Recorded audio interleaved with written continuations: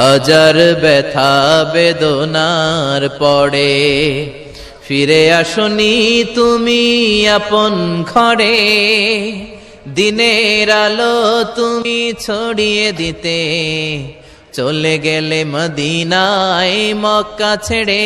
হে রাসূল তোমাকে ভুলি আমি কেমন করে, হে রাসূল তোমাকে ভুলি আমি কেমন করে।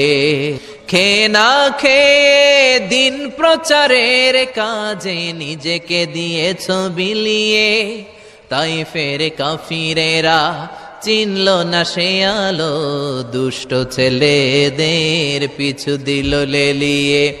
পাথরের আঘাতে ক্ষত বিক্ষত হয়ে সারা শরীর থেকে রক্ত ঝরে।